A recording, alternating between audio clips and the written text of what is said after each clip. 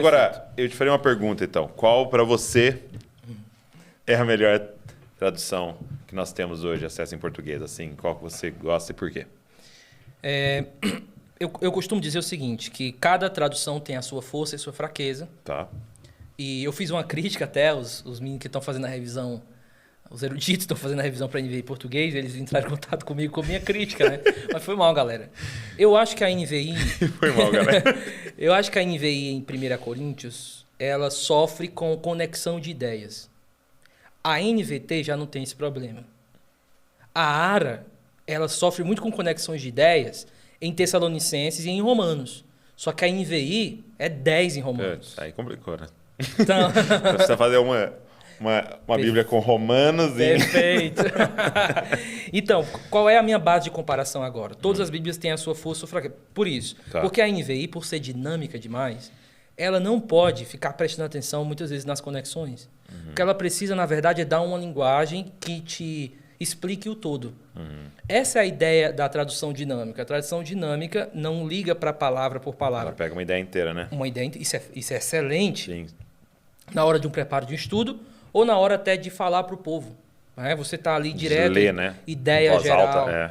Então, o que eu faço hoje? Eu uso várias Bíblias e dependendo do livro, eu olho mais para um ou mais para outro. Ah, tá. Só que o que eu faço?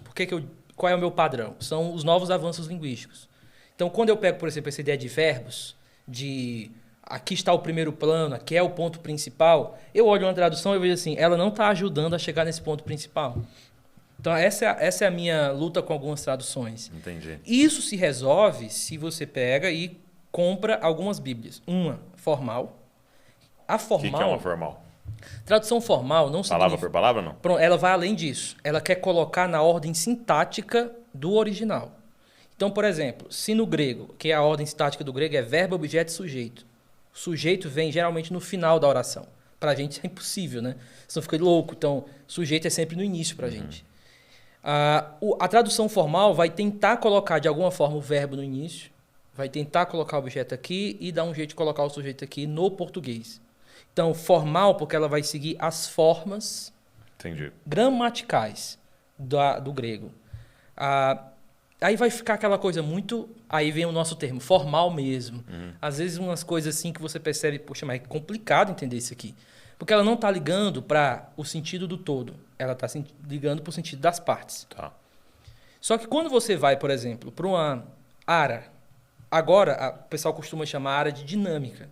Mas, a meu ver, a ARA está entre dinâmica e formal. Tá. Isso é excelente. Por quê? Porque agora você tem algo já da dinâmica para a ideia como um todo, mas ainda tentando seguir a ordem do grego.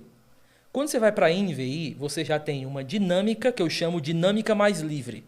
Não é uma dinâmica em puro senso. Por quê? Porque ela já não liga tanto para a ordem das palavras, coisa que a dinâmica ainda liga. Na verdade, agora, essa dinâmica livre, ela vai entender, ela vai querer não só te dar o sentido do todo, ela vai querer te impactar com aquela tradução. Então, o que ela está trazendo do original? Não é só o conteúdo cognitivo, é o pathos. Ela quer trazer a emoção. Uau. Então, a NVI ela é bem mais complexa, porque ela não quer somente... É o que a gente chama de efeito locucionário e perlocucionário. Então, por exemplo, locucionário é... não está quente aqui, tá bem. Então, eu digo assim, cara, está quente aqui, locucionário. Qual é o efeito que chega em você? Coisa do ar-condicionado. Então, isso tem no grego, que é a locução e o efeito. Ele quer trazer também para o português. A locução e o efeito. Né? Então, e aí vem a NVT, que está um pouquinho depois da NVI, que aí a preocupação agora já é mais poética. E, por último, você tem a Bíblia Viva, em TLH e tal, que aí já... mais a paráfrase, né? Então, o que é o meu conselho? E a mensagem que está lá no... Não, a mensagem a gente perdeu aqui. Então, mas que é lindo, né? O cara que fez ali é muito perfeito, poético. Perfeito. Eu gosto muito de paráfrase. Não sou uma pessoa que... Por quê? Porque eu não acho que o cara escreveu, pensando em fazer uma NVI. Exato. Né? Não tem esse propósito. O que é que eu indico para pastores, líderes, crentes que quer fazer um bom estudo bíblico? Compra outras Bíblias. Na internet você já tem, online. E não custa nada você fazer uma comparaçãozinha. Sim. Caso você perceba que existe uma distinção muito grande, por exemplo, A Ara coloca lá em 2 Coríntios capítulo 3, e nós contemplamos como por um espelho. Já a NVI coloca como nós refletimos como por um espelho. Uau. Então nós temos contemplar e refletir. A NVI foi mais esperta aqui. Por quê?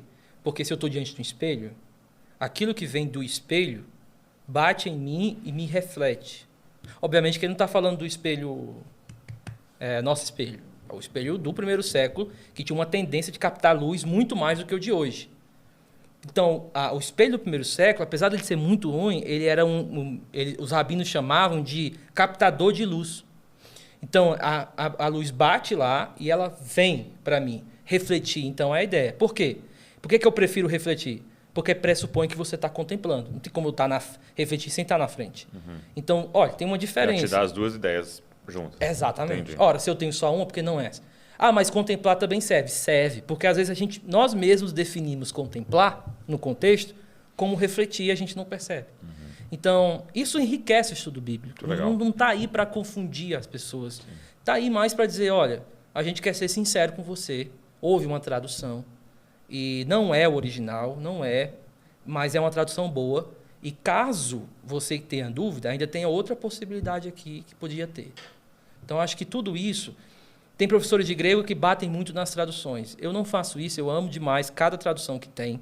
Reconheço as fraquezas de algumas por conta da metodologia que eles usam, mas eu entendo que se o pastor está ali para fazer, o ministro, sei lá, um bom estudo, compara, Legal. Faz uma comparação, tenta entender por que ele fez aquilo.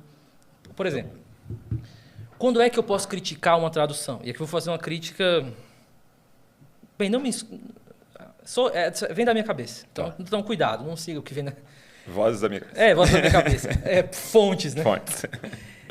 Em 2 Coríntios é uma das cartas muito complicadas. Uhum. Se a gente pegar as próprias traduções, a gente vai perceber que eles têm momentos que você diz, ei, galera, aqui ficou complicado entender. E aí a gente vai ter que ir atrás de explicar para o nosso povo, enfim, com ilustrações, e a gente sabe internamente que a gente pode perder a força, né?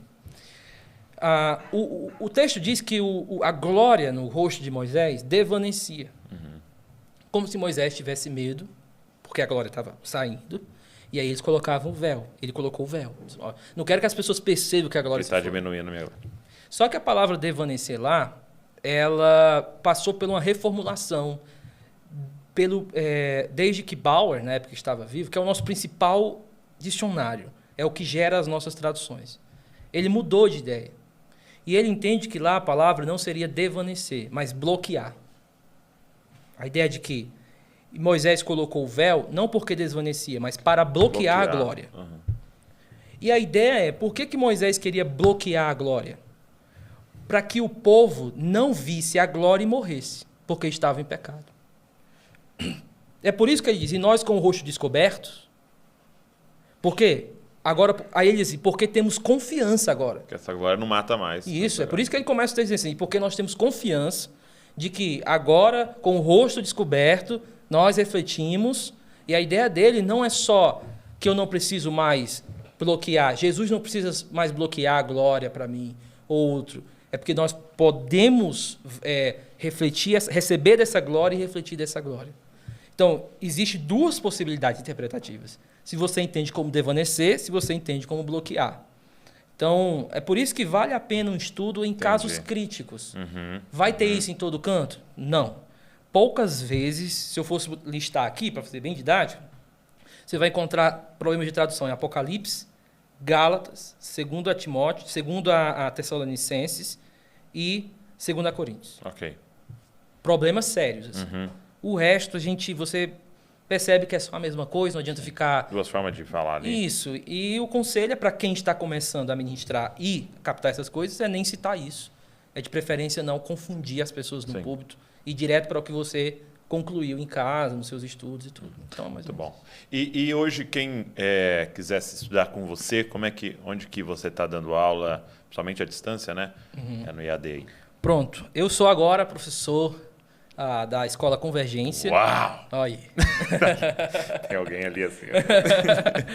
Estarei lá em todo o ecossistema. Legal. Convergência, desde do centro... Então já vai ficar o link aqui da Convergência. Convergência. Estou no Instituto Schaefer também, de Teologia, na Escola de Teologia. Legal. E dou aula também na pós-graduação e mestrado do Jonathan Edwards. Dou aula de Novo Testamento, uso do Antigo no Novo lá. Né? Só essas matérias no mestrado. Quem quiser, tudo é AD, por enquanto. Vou deixar todos os links aqui, então, para vocês irem atrás aí, estudarem. Meu amigo, muito obrigado. Valeu demais, viu?